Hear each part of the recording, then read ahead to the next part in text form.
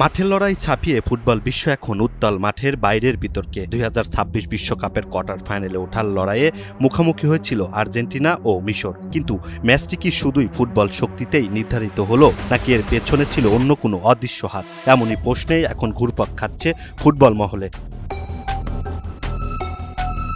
ম্যাচের 58 মিনিট মোস্তফা জিকোর চোখ ধাঁধানো গোলে উল্লাসে মাতে মিশর। স্কোরলাইন তখন হতে পারত 2-0, কিন্তু নাটকের তখনও বাকি। মাঠের উদযাপনের মাঝেই বেজে ওঠে ভিআর এর আবেদন।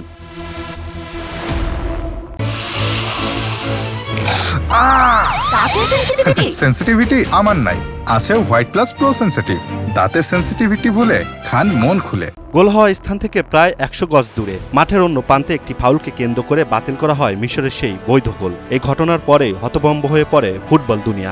স্পোর্টসের বিশ্লেষক থেকে শুরু করে আন্তর্জাতিক ধারাভাষ্যকরা রেফারির এই সিদ্ধান্তে স্তব্ধ হয়ে যান। নাটকের দ্বিতীয় অঙ্ক ম্যাচের শেষ ভাগে আর্জেন্টিনার ডি বক্সের ভিতরে ফাউলের শিকার হন মিশরীয় অধিনায়ক, কিন্তু রেফারি কিংবা ভিএআর কেউই পেনাল্টি চেক করার প্রয়োজন মনে করেনি। পেনাল্টির জোরালো দাবি নাকচ হওয়ায় যখন হতাশ মিশরের খেলোয়াড়রা, ঠিক সেই মুহূর্তেই দ্রুত কাউন্টার অ্যাটাকে উঠে তৃতীয় গোলটি করে 3-2 ব্যবধান নিশ্চিত করে আর্জেন্টিনা। ম্যাচ শেষে সংবাদ সম্মেলনে মিশরের কোচ কথা বলেন।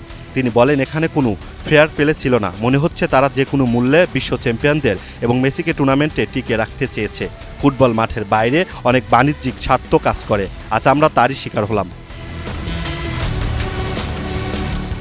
ম্যাচ শেষে সরাসরি টুর্নামেন্টের ফিক্সিংয়ের অভিযোগ তুলেছেন মিশরের ফরোয়ার্ড মোস্তফা জিকো। এই নজরবিহীন পক্ষপাতিত্বের বিরুদ্ধে ফিফার কাছে আনুষ্ঠানিক তদন্তের দাবি জানিয়েছে মিশরীয় ফুটবল অ্যাসোসিয়েশন।